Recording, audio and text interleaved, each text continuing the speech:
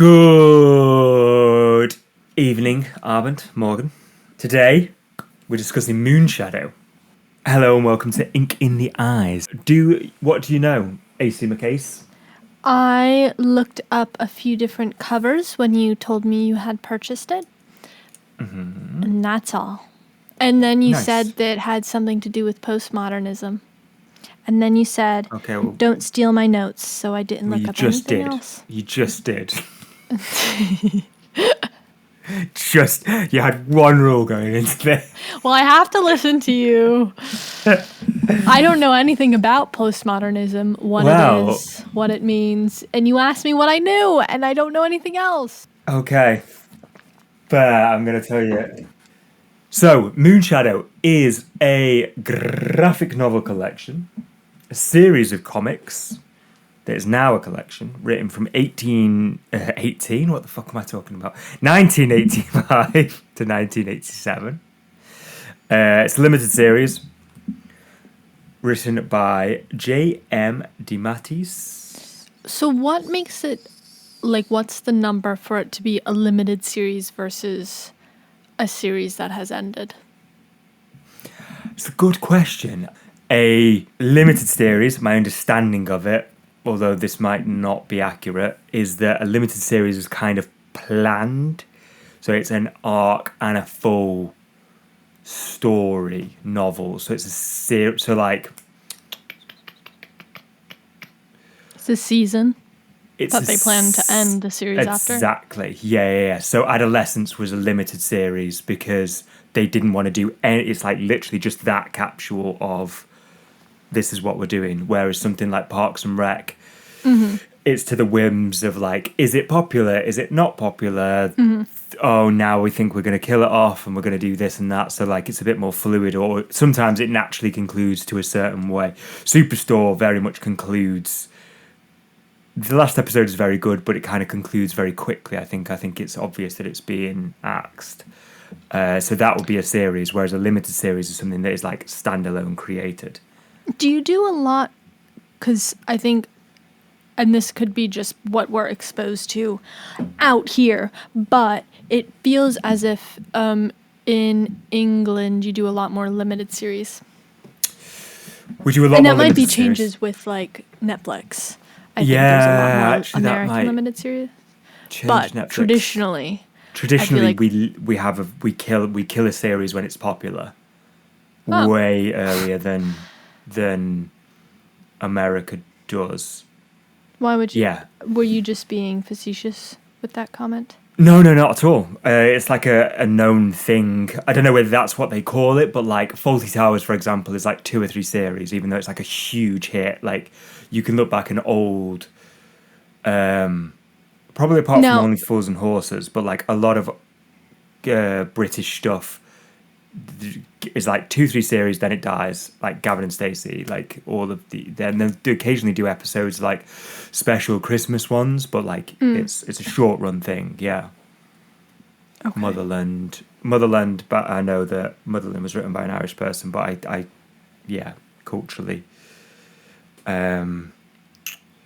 or co-written by an Irish person, but I'd say that is kind of a done thing over here. Is the limited series are more popular.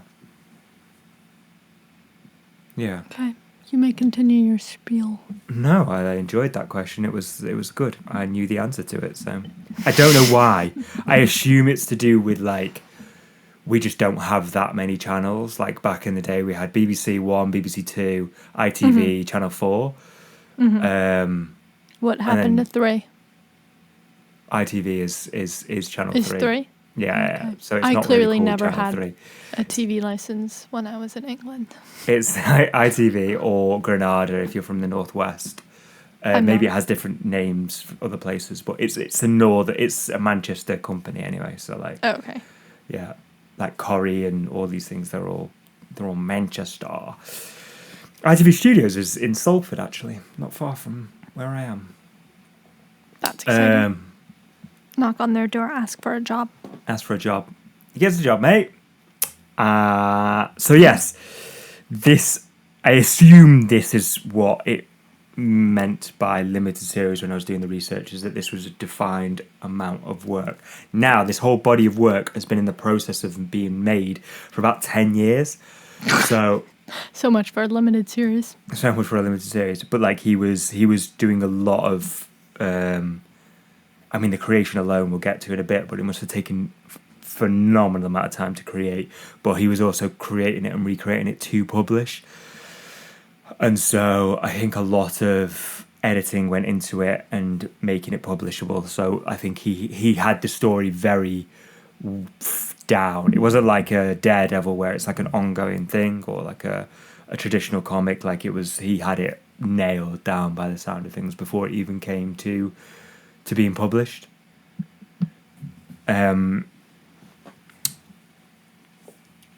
It is. This is about the biggest thing he's done. He used to work in DC Comics in the 70s, switched to Marvel.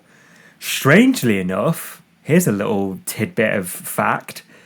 He wrote Arnie Roth, which On what? some listeners, Arnie Roth is a character. Some listeners may know this, most may not. He's the first openly gay character in a mainstream superhero comic.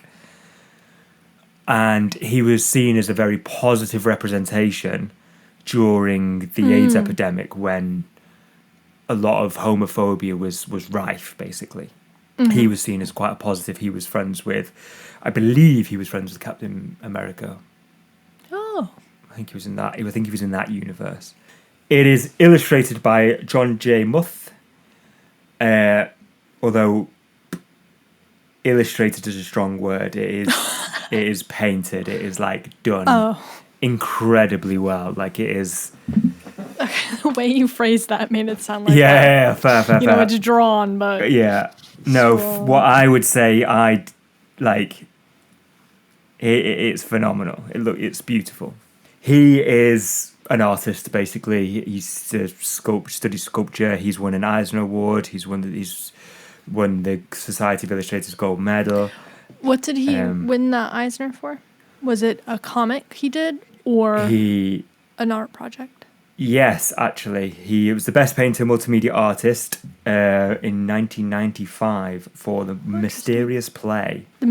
So was this just a standalone painting? So The Mystery Plays is a graphic novel. Oh, okay. That makes more sense. It was done by DC in Vertigo, their imprint Vertigo, in 1994. Oh. And it's set in Yorkshire. Oh. Is it an accurate representation, would you say? I haven't actually, but that's next time, man. I will read that for you. Sorry. You don't have to. It's only a one shot. It's a 76 page. So yeah, I could easily read that. Is it online? I don't know. Sorry. I'll let you finish about Moonshadow. I haven't seen it online. I don't even know what Moonshadow is about. This is just on my notes, so I'm just regurgitating notes at the moment. But I will read The Mystery Play, and it's a graphic novella. Then it's what he won the Eisner Award for. It's written by Grant Morrison. I couldn't tell you much more than that.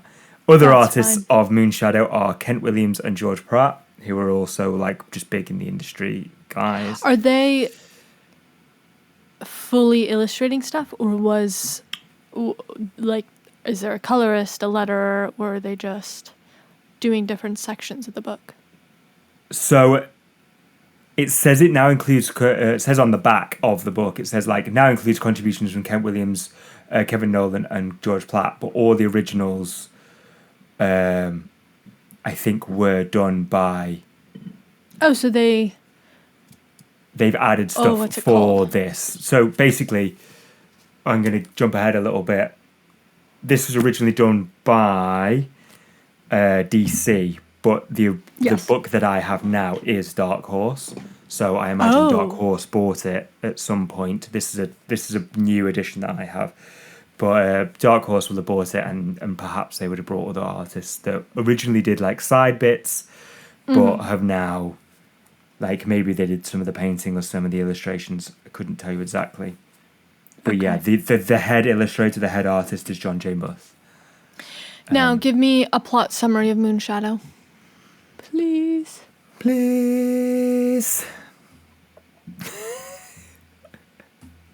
So, out of order of notes, but I'll take it. I'll take it. Well, I need to know what I'm getting into. You're just giving me all the logistics. Exactly. I don't My know apologies. these people. You don't know these people. Don't care. I should, if to No, be an you will. industry professional. So, an over bit of how do you do this without giving spoilers? Oh, Logline. so Goodreads. plot logline, Goodreads. Okay, so we're doing a broad arc. There are. I have to preface this by saying it's fucking weird. It's fully bonkers. So book one starts off with a woman named Sunflower. Would you name your child Sunflower? That isn't her real name. However, That doesn't answer my question. yeah, 100%. Okay. Okay, so we're going to have to start this again. 1 second. We will not. Let me take my Why headphones off. do you 1 think second. that? I need to, because I fucked it up already. Ah. What are you doing? So I'm not as fluid as you. I can't just be like. I have a way of being like, this is what this is and this is this. But yes. That's really strange because you drink a lot of water, so I would assume you would be more fluid than I am, just in your body composition. Just in my body. So I'm only going to give you the start of the story because I'm trying to avoid spoilers, which is why I was going down that road and not down the story. So there is a, should we say, race of being called GL doses, as in a dose of a drug, a dose of paracetamol. Rarely seen and often talked about. That's the opening kind of part. So basically, this is a random, powerful set of beings that go along the universe. They look like a planet. The being looks like a planet? The being looks like a planet. Okay. In its art, they don't really know what it does or what it's for, or why it does what it does. You could simply observe, analyze, codify it, and ultimately just give up.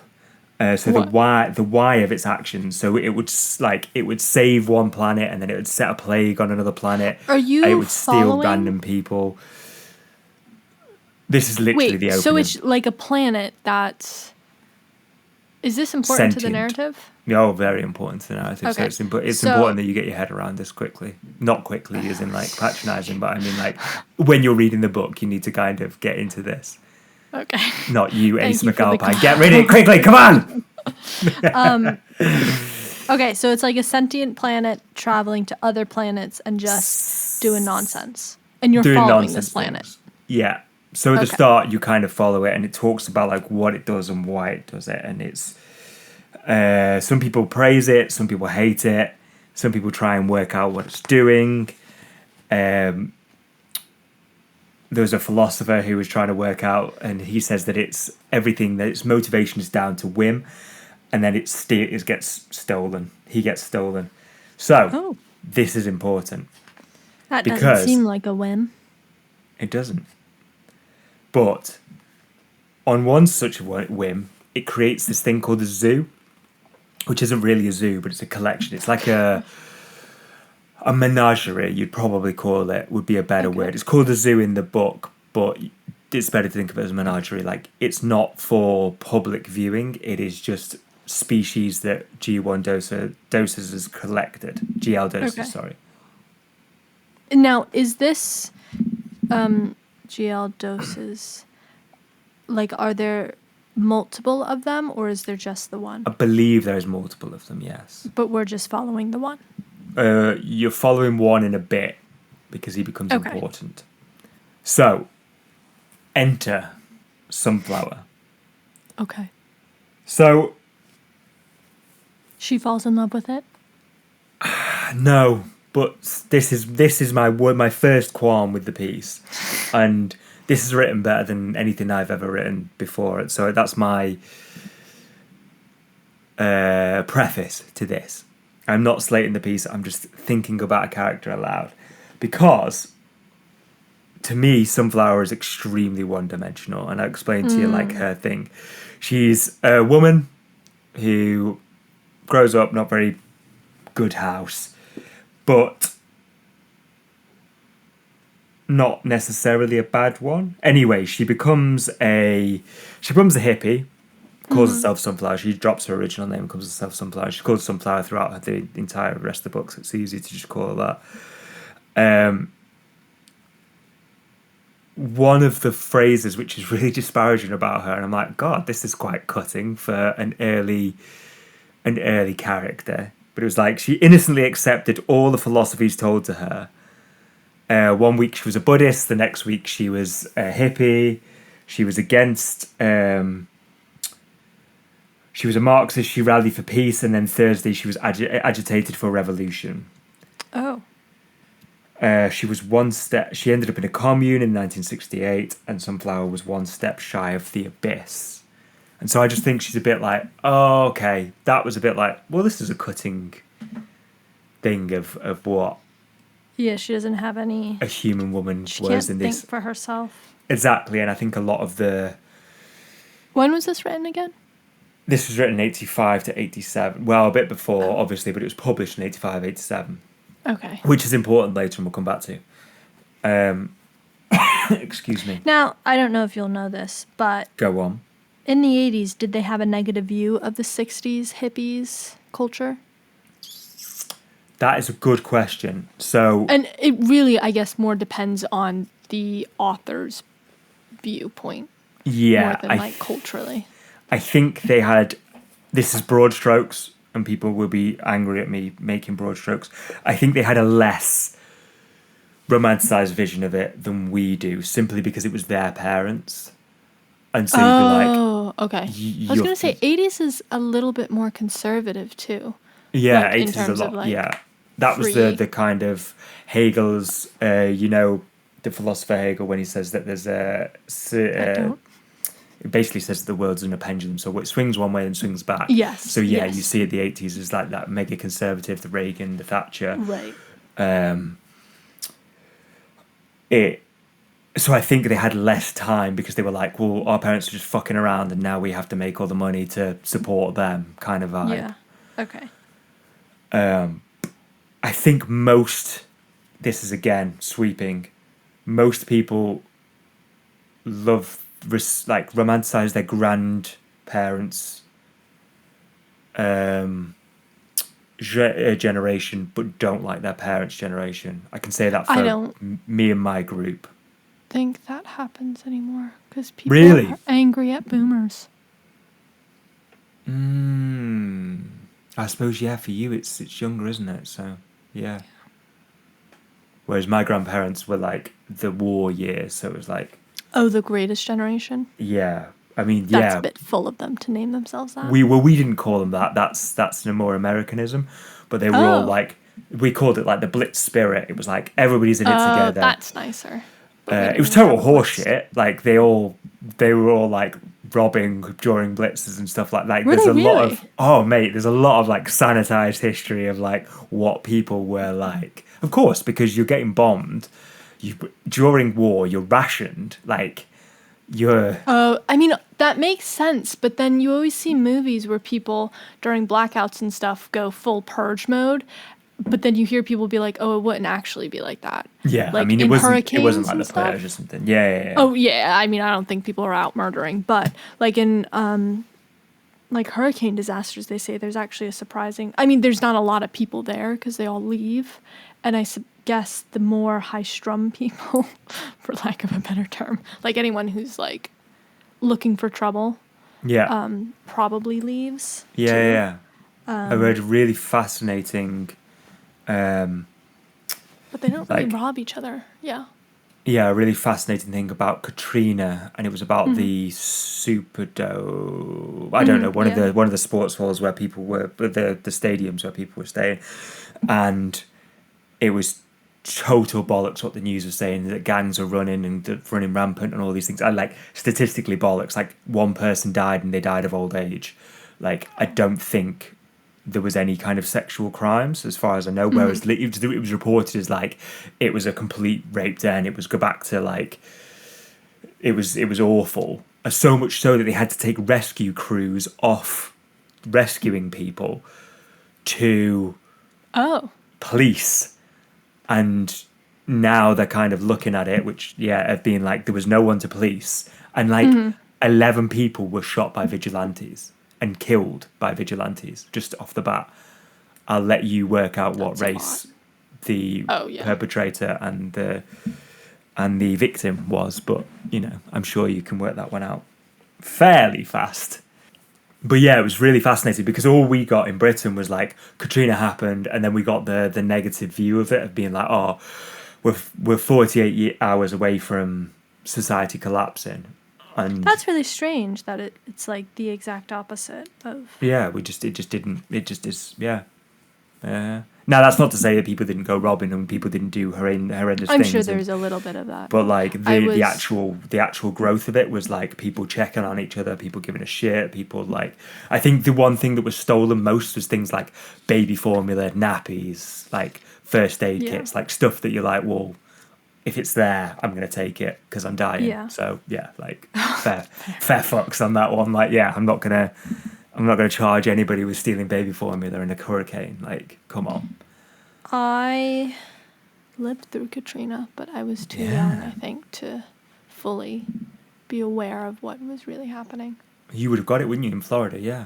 That's I mean, insane. I know we got it, but it not nearly as bad, Not obviously. nearly as bad as... And we lived further inland, so it wasn't like we had storm surges because the levees broke, and New Orleans is underwater, under sea level, so levees broke, storm surges. And I think the other thing is Florida has the Everglades versus I think a lot of the bayou and that kind of wetlands around Louisiana has been more destroyed, and that does a lot to protect the mainland from the storm surges. Oh shit, of course.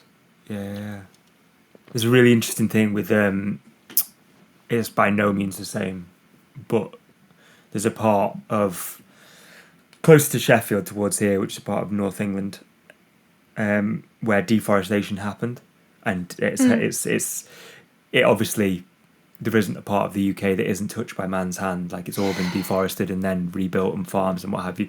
But like there was a lot of building very quickly over a very short period of time, and so all the time it floods. All of the time. And so people can't get insurance to it, they can't sell the house and it's just like an ongoing problem of like, insurance crisis. I don't live in Florida and I don't have insurance, so I don't worry about it. But yeah, apparently there's a crisis where no one will insure people in these disaster prone areas. Yeah. Anymore. Have you seen the Ben Shapiro one? No. Where he's like, are you telling me that these people won't just sell their house and move somewhere? Yes. And then it's cut to a guy being like, sell them to who, Ben? Fucking Aquaman. Yes. Every time that man opens his mouth, it's something more. It's profoundly stupid. It's just if you can say things with confidence, people don't realize how stupid you are. Fantastic. Anyway, I digress. So, the reason again why I think this is one dimensional is what happens next. Is she's like, there must be more to Reagan, there must be more to life than Reagan and hippies and what have you. And she gets stolen by jail doses and put in this menagerie. Interesting. Interesting indeed. Do you want to know her arc? It's not really her arc. She does also do other stuff. But this is when I was really like, oh, for fuck's sake, come on. Okay. Have a guess. What makes her whole? What makes a woman complete? Having a child? Yes. And then she has a child, and then she's happy. Is there a man involved, or is it immaculate conception? So it's GL doses itself. It's the first time that it ever marries. Does he come down? Oh, he marries. Yeah. Is so it's he all in like human form, or is he still? No, it's still like a. a planet. It's still and she's like a planet, living inside him. but like a small planet. No, the planet can change sizes. But I could bring you back so to is my. she like marrying this floating sphere? So she marries this floating sphere. Where but is the menagerie? She is in space. Floating in This space. is 20 questions. I love it. I love this high pace question time. So the sphere can be like the size of a disco ball, or it can be as big as a planet. I bring you back to my original point of this is fucking weird. I can't explain to you how strange, I was how skeptical. batshit crazy this is. Okay. I would imagine one or more persons were on narcotics during some part of this creation myth, because she sees it as like an out of body experience, and she, Okay. yeah. So then, So she's marrying the sphere. yeah, and she Is has there a her wedding? the squirrel being sunflower. She achieved her first and most memorable orgasm. Well, if it's your first, it would be your most memorable, wouldn't it? So you see where we're going. So with from a this. planet. I don't understand how a disco ball can procreate. Is it floating or is it rolling on the ground? We are on page like 20 at this point, and it starts at 9. So like we're on page 11. Like and we're so we've sped through. we're disco balling. We're knocking up women with disco balls. Like I guess they just don't go into detail. no, The 80s. it's the 80s. Things were just So seen they just as said okay. woman meets disco ball. Like, obviously has a child child to be appeal. complete. Yeah, Okay. child appears. Now, Tell so me. in my head, everyone in this menagerie was living on inside the planet, and this, I forget what it's called, GI Dose? Yeah, GL dose. Yeah. GL Dose. I was thinking GI Joe. Yeah. So I was picturing it like the Death Star, and all the people it was kidnapping was living inside of it. But No. clearly that's not the case. So he So basically puts you in where? this menagerie and then just fucks off Where is the menagerie? in the middle of space, just in the middle of nowhere. It's kind of like So a space is it like a ship. spaceship? Yeah, kind of Okay. like that, but it doesn't go anywhere. You're just there, and you're there. It's just like a station. You're there forever, kind of thing. Yeah, just a Okay. station, and you just. So you is it just kidnapping people it live finds out your interesting? existence? No, just kidnaps off people. So you have to remember, it's like everything it does is for a whim. There's no like logical reason for. Okay. So it's like the its- improbable machine in Hitchhiker's Guide to the Galaxy, but a little even less sensible. Oh my god, you are so smart. Yes, it is. Thank you. Do you think When was that's the where you published got it date? from? Wait, what was the published date of that? Far don't earlier, know. isn't it? But yeah. Well, the radio shows I think were very early. Yeah. I want to say 60s, but I don't know where I'm getting. Yeah, I've got 60s in my head. Nothing exists in a vacuum. I love a bit of comparison. First released as BBC radio series in 1978, but was first published as a novel in 1979. Okay, so that would have been TV on series the... in 1981. Wow. So yeah, like The Improbable Machine. Your favourite book. See, everything links. Everything links. Everything links. So, a child is born. That's Moon- Moonshadow. That's Moonshadow. You got it in. You nailed it. G. Eldos has nothing to do with it. It's all raised by Sunflower. However, he sees a father figure in a beast, a hairy beast, a little bit like Cousin It with arms, called Ira, who is awful thing. Oh. An awful, just selfish, swears, loves porn, drinks, smokes. A bad father role model. Very selfish, comes up in the first book a couple of times. Just a bit of a gobshite. But he sees him as a father figure, and kind of every time he pushes him away, he gets closer. He's drawn more infatuated, like this kind of toxic relationship with. So this is narrated by Moonshadow as he's an old man, Oh. but that isn't. He's just an old man that talks occasionally. It's nothing. He just uses a narrative device as opposed to being. There's not like a beast. He's not a beast story. Okay. There is also a cute little cat called Frodo. It's excellent. Anyway, one day he has his own library. Geodosis gives him his own massive library, one of the best libraries in the world, in the universe. And then one day he then gets shipped out. He gets a ship from Geodosis and says, "You're leaving tonight. You're off with Frodo, with Ira, and Moonshadow asks for Sunflower. They're off, and they go. And there's Sunflower? Yeah, Sunflower comes with them. So did that philosopher guy he stole from the planet ever show up again, or was he just an example? He was just an example of whim. Okay, so are there any other people, or are they the only ones on this menagerie? So they leave the menagerie and go into a spaceship Right, but for journeys. before. Yeah, there's loads of people on it, but they don't really. Okay. They don't really come into it. You And just then- see like aliens of various forms. GL Dose, on a whim, just decides to happen to get rid of this family. Yeah, he's like, "You, my son, His wife. you're on the way. Wife, whatever." I want a new one. It doesn't even go that far. Do we hear from GL Dose again? Yes, we do. Oh, we do. Okay. But I don't want to give too many spoilers away. So, do you we're gonna think get he's spoiler supposed to be a territory. representative of God?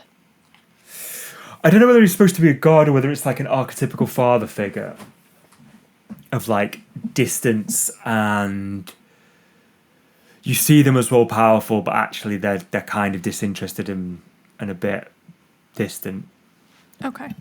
And you that kind of archetypical kind of the disappearing father. I think that I don't. He went out for milk. Hashtag yeah, exactly. Went out to Hashtag not all kidnap men, but like. someone from another planet. Mm-hmm. Okay. But yeah, that kind of vibe. Just because there's two opposing father figures, one that's present but shit, and one that's distant but powerful. I feel like that's where we're going with this So story. everyone who worked on this book hated their father. In my research, I didn't find Their commentary on their family their life. commentary on J.M. Damascus's commentary on his own father. How I did look for it genuinely. I was like, Did you? Yeah, because I had to look for his father, and I looked for this guy hate women. Oh God. And then I feel like couldn't find a lot either. of comics pre-modern era did hate women. Well, And fathers. yeah, I think the father thing I'm onto. I don't think he does hate women more than the average comic book writer of this era. But, and that's not to say all people, but, there's a lot of, as we talked about the other day, and we will do an episode on it, Phrygian and using techniques of using women as a plot point as opposed to a character. So they then go on the merry, fantastical journey where it combines fairy tale and sci-fi. And the reason why I bring up fairy tale sci-fi is because this is seen as quite a big part of... So in the 80s, late 80s especially, we're looking at graphic novels becoming seen as actual literature as opposed to like childish superhero stories. So in 86 we have Art Spiegelman's Mouse. Oh, I think that's still the top selling. Yeah, it's amazing. Graphic novel, or I the actually didn't know it most was that sold. old. I thought it was 90s. I didn't know it was 86. Frank Miller's Dark Knight Returns was 86 as well. Alan Moore's Was that considered... Because that's still superhero. Was that considered... Yeah, I think that was because it was a bit more... Now, when you say literature, do you just mean something that's interesting to the general population, or actually something with literary merit? With literary merit. And- Exactly that. Okay. That's what I mean. It's seen as like actually merit. So I think The Dark Knight Returns is a bit like when we talked about with the Joker episode. It's a bit of a...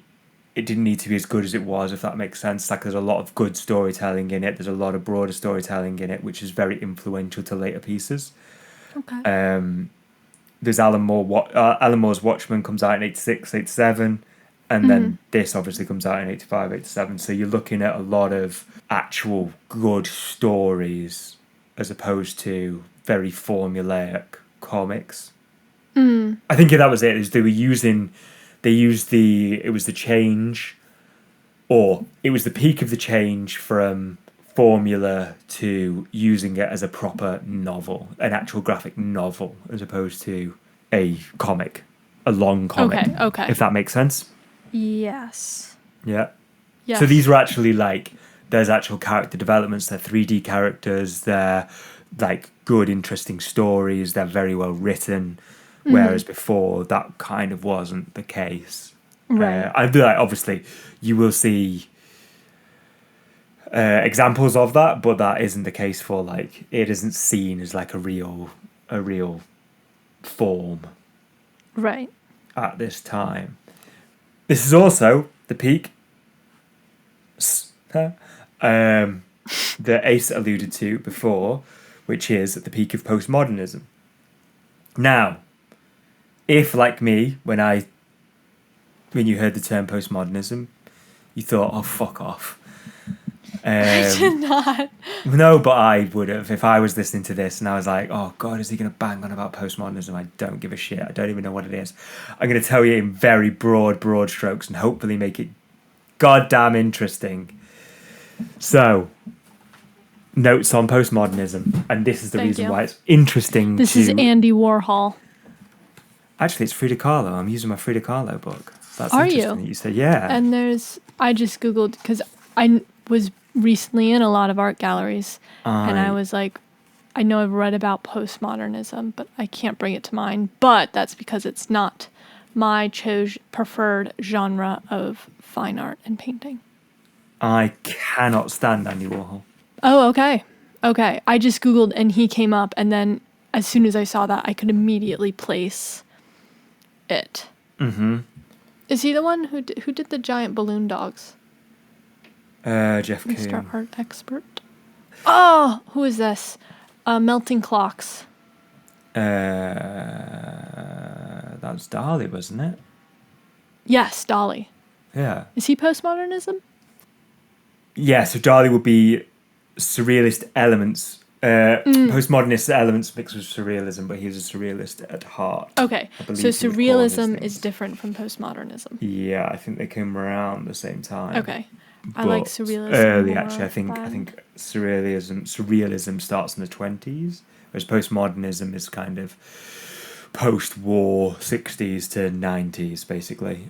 I don't particularly like postmodernism. Well, Oh, a lot that's of all right, too. is pop art postmodernism? Yeah. Oh, okay. I can get behind some pop art. I really don't like pop art. In literature, I don't mind postmodernism, but I don't like pop art. Visual, I really hate it. I think art died in the 60s and has yet to be reborn. Well, I just think it's a very like I wouldn't hang up pop art, but it's very reminiscent of like comics and stuff. Oh. Yeah, I think it's influential in the comic world, that's for sure. But I think I just don't like the look at it, and I don't like Is Picasso? Sorry. high capitalism. No, he's surrealist as well. The high is he? capitalism value of Okay, I'm done asking about paintings. Tell No, me no. what literature is. literature. So the postmodernism would have been the same. So it challenges modernism. So I don't really know what that is. that's what I'm going to say. I I'm need going to make examples. it easy. Examples. Thank you. So modernism is there's a belief that there's a truth and that the truth is there and you can find it. It's hard to find, but you can find it. And there's also a belief in like self and identity and discovering your one true self within modernism. Does religion affect this at all? Yes. Points. Thank you. Because one of the main modernists. Okay, so I listened to I'd find interesting, but I realise a lot of people aren't going to be interested in this. I listened to a really interesting set of lectures on modernisms, and he said that the better way to think of it is modernisms and not a modernist movement. There's no such thing as a modernist movement. So there's two schools, and one simplistic version which was like Gertrude Stein.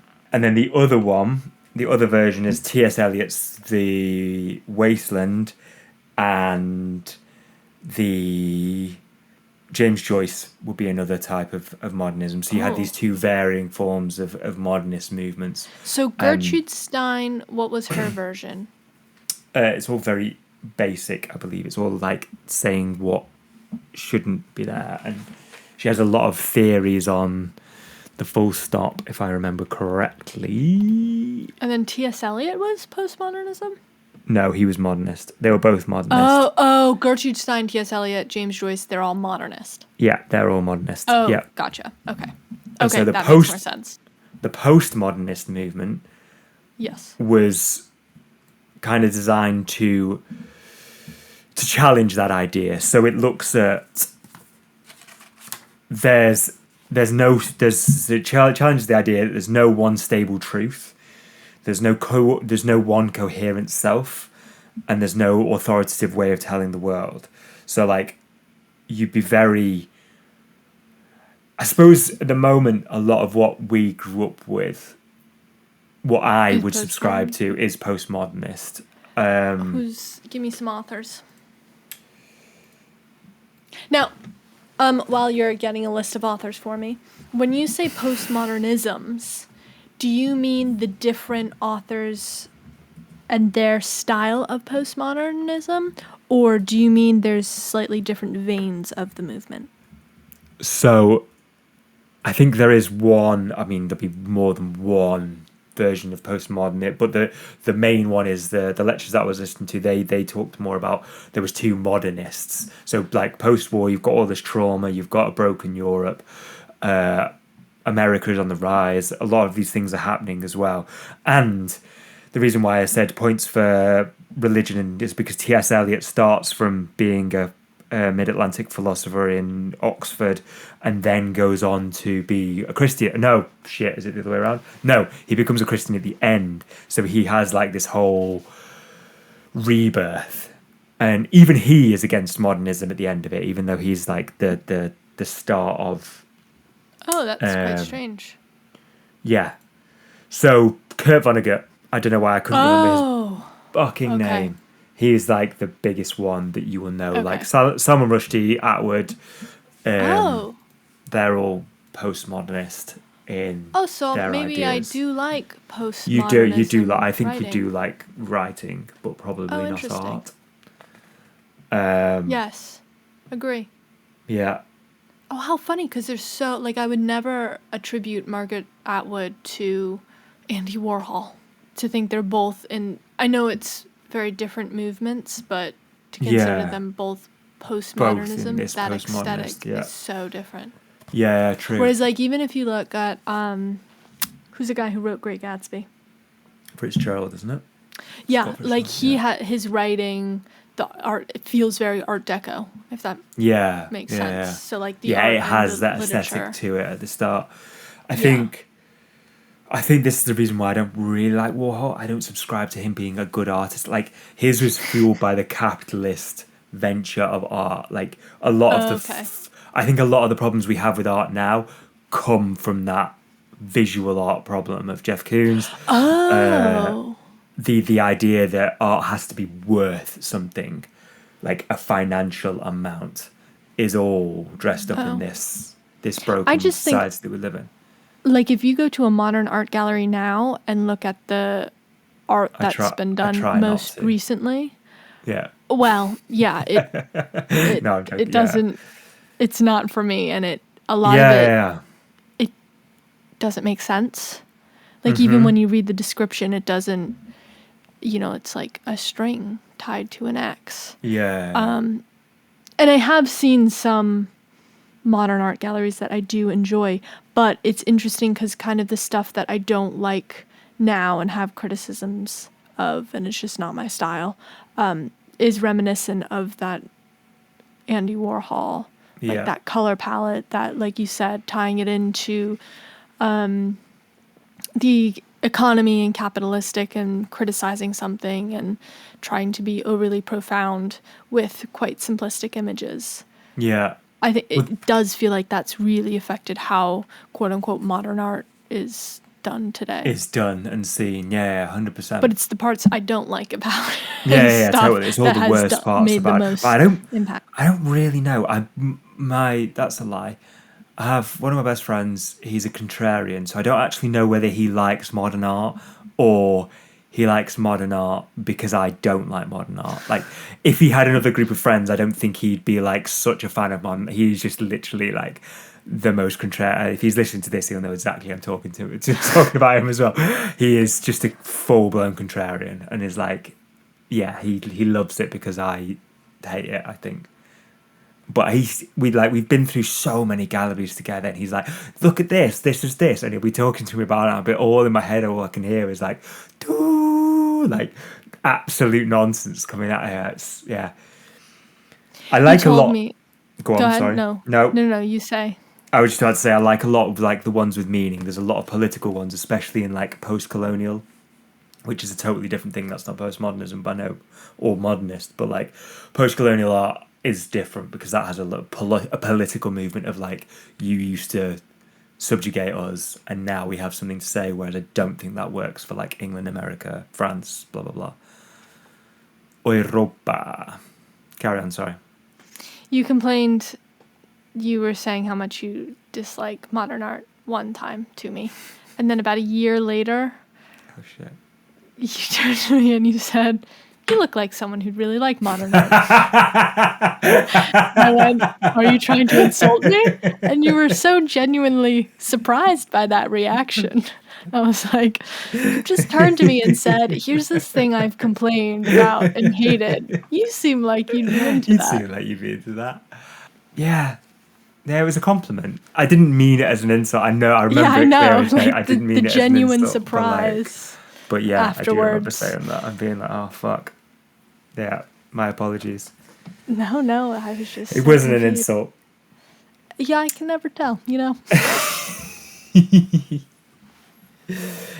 So in books, at least, it has the opposite meaning. So reality is how we describe it. Representation can distort, and words create the world, not the world. We don't describe. We describe the world as opposed to the world describing to us. If that makes sense. Um, want to come back to what you said about the visual Andy Warhol, Jeff Koons, because there's supposed to be a playfulness to postmodernism and self-aware and not take it seriously, which I think literature it does. If you think about like Salman Rushdie, Margaret Yeah, it Atwood. does very seriously. And actually, it's interesting because you were saying how you didn't like how Warhol has all the criticisms for capitalistic society. But if you think about those three authors you listed, they have quite critical views of Yes, the future. of the future and of the various- society that we live in, and Yeah. Whereas Warhol was like fully straight in, like he was part of the New York set. He was a commercial entity. So yeah, and Van Gogh is the same. Broken chronology, multiple POV, open ended. Now myth, science fiction, realism, and fiction, which is where we come full back to Moonshadow. See, I do have a. There is a point to some of what I say. You just have to be willing to sit with me for a long time whilst I think of it. So it's the mix of fairy tale and sci-fi, which is really exciting. Actually, I think it's a really cool genre for that. Now, it's bonkers, and I don't know how well it would do today because there's a lot of setup. Okay, so I'm thinking of my comparisons, and there's a book series I really love where it is sci-fi retellings of fairy tales. And so, like, the first book is Cinderella, but instead of losing a glass slipper, she's a cyborg, and she fully just loses her foot. Oh, that's cool. I like that. However, it's not as strange as it's called Cinder. It is YA, but I enjoyed it quite a lot. But yeah, as I said, it's like the beginning of this book sounds quite nonsensical. Oh, this Well, is like maybe not well, it's nonsensical, but like out there. Whereas batshit this crazy. is, your classic story Yeah. structure. Structure, yeah. This is the story structure is built around a frame story, so it always comes back to the moon, and it's kind of narrated in. It does bring itself back, so you could think of things as like not short stories, but kind of in between the two. So do they have little adventures on different planets, or is it just about the day-to-day on their ship? No, they do have adventures. You could call them adventures. Some of them are quite brutal, but they're Mishaps. mishaps, shall we say? Little mishaps. You've got to talk about visually as well.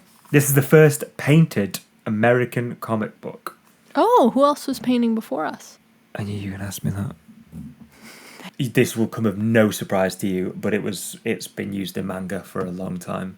Before that, like in the 60s and 70s, it was quite a popular to use interesting. ink line art with screen tones and watercolors and painting.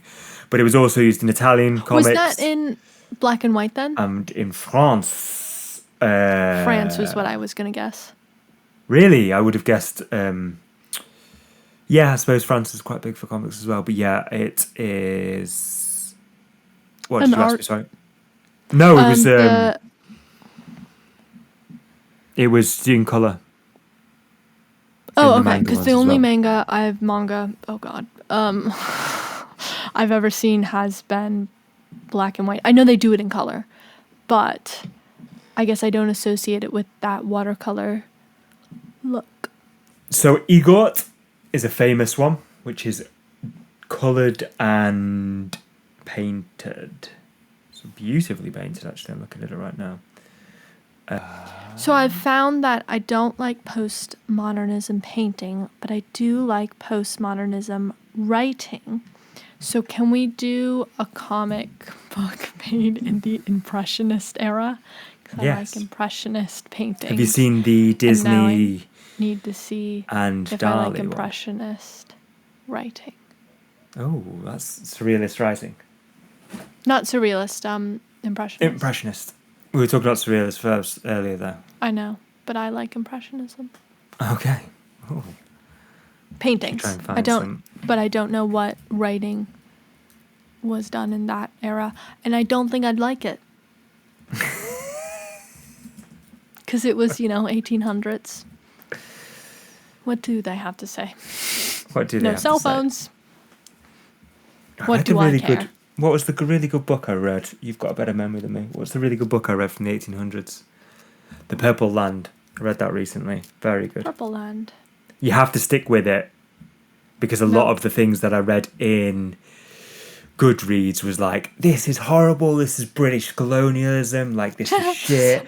And then basically the character's arc is that he's basically like, these people are all it's set in Uruguay, and he's like, these people are all savages, the British Empire, blah blah blah. And it's written by a guy who was British Argentinian but grew up in Argentina, and his arc is basically being like, actually, this is really good. These people are really good. These people are nice. This society is working. But it was in the backdrop of really bloody civil war. So I think that's a lot why he was like, this is these people need help. But Fascinating. you do have to stick with it, because at the start, especially as a modern reader, you're all like, oh, okay, this is very uncomfortable. And then he's like, oh, okay, you do get the arc is. Oh, interesting. It was written in the 1800s too? Yeah. Oh, interesting. That even then, you kind of had people having... It's not one that of- I think every single person out there was in support of colonialism, but No. you don't really hear of the criticisms from not looking through a modern lens. Well, the Quaker movement was very anti-colonialist from the start. Yes, that I was aware. They were anti-slaves too. They were anti-slaves. Now, I've heard they weren't always not racist. I would imagine that's the case. Okay. I would imagine there's probably some racism in there. Yeah. You can't win them all. You can't win them all, I'm afraid. But yes, it's the one that Purple Land is a very big example of a literature movement called the Gaucho. I think it's just called Gaucho, like the literature. So it's about like the cowboy. It was like the South America during that time. It's a good book. Okay. But there was a literature movement that like focused on that, probably like westerns, films. Like it was around that kind of vibe. So Oh, fun. yeah. So yes, the illustrations of this, the art must have taken 1 billion years. I would say 1 billion. Did take 10 years, you said. I mean, it did take 10 years to write all of it. It's just phenomenal, and it's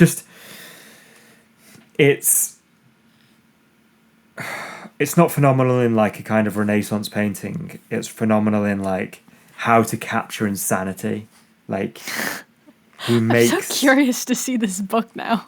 He makes it look kind of normalized and romanticized whilst batshit crazy things are happening. Like, is it book heavy? 4?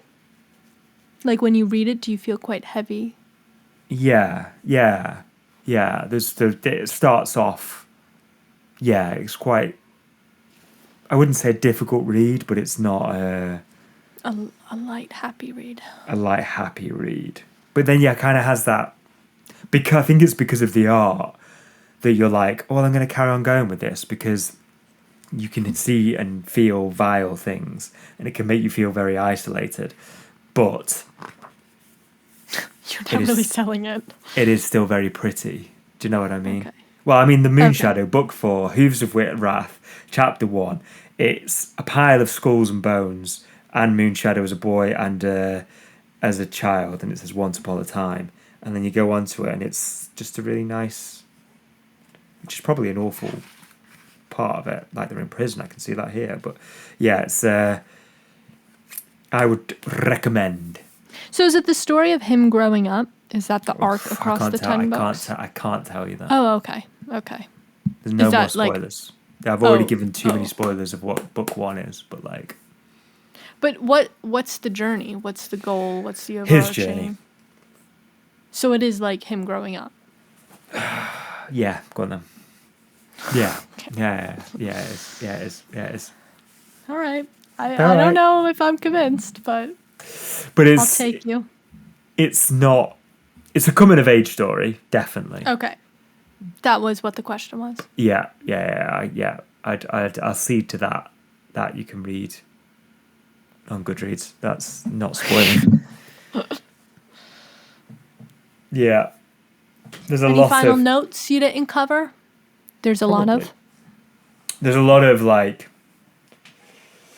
I suppose juxtaposing, like what I've said before about like juxtaposing like our self and like confusing you about who is I and confusing you about what to believe. I think that is going to come out, yeah. Spirituality, philosophy, all of these things without being too heavy. I think sci-fi fairy tale is a good method to put something across. I mean, graphic novels are in general. Put an idea or philosophy across without sounding it too like you're just trying to be a dickhead and tell somebody how to live. Does it follow classic fairy tales quite closely? No. Okay. So the fairy tale elements are just like the fairy tale elements come from. Sorry, you on then. The fairy tale elements come from the fact that he had a library as a child, and so he is like, oh my god, I'm like Tolkien in this and blah blah blah, and like. Oh, interesting. There's links to. So the story isn't a fairy tale. Kind of. Okay, I'll stop asking questions. Kind of. I just don't really understand what this. The fairy tale. So the aspects of fairy tale, I suppose, are like the saving the princess and the prince saving the princess, or the knight going on this. So it's its own fairy tale. Obviously, it's not like. Yeah, it doesn't follow that scripture. It's just it goes off on that journey. It has the journey, not necessarily the destination, I guess. Okay. It was a good question though, because I've had to think about that a lot of what is a fairy tale. I used to read a lot of fairy tales. I like fairy tales. I love a fairy tale.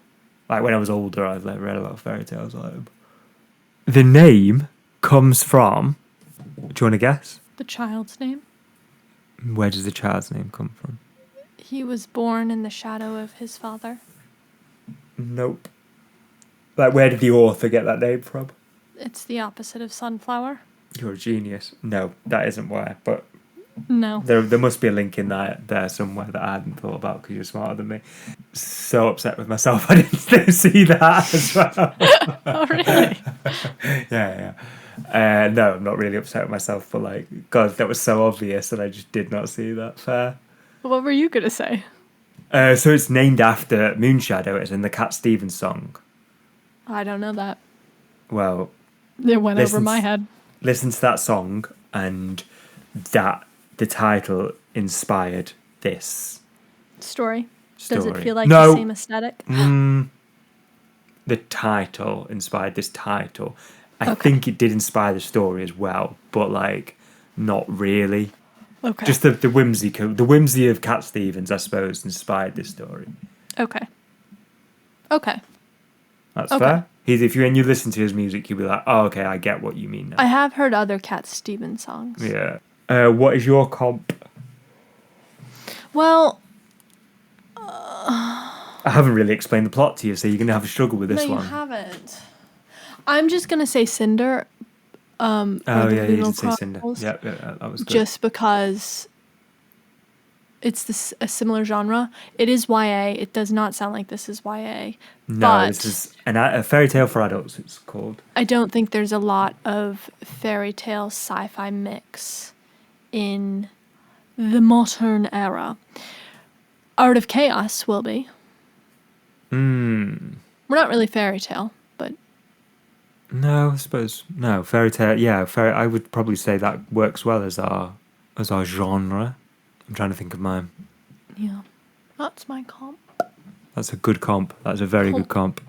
Thank you very much. A Wrinkle in Time is one. Stardust. Oh, Stardust, I haven't read what about- Stardust. Oh, I've read Go on. Stardust. I don't think it sounds like this story at all. Go on, what were you going to say? What about? There's a movie that I've never seen.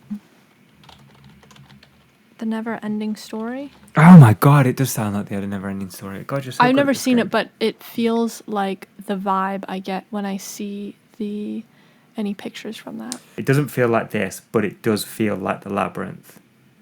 Oh, like Pan's Labyrinth? No. No. The Labyrinth. The Labyrinth. With Okay. David Bowie. All right, my friends. Hit us out, Ace.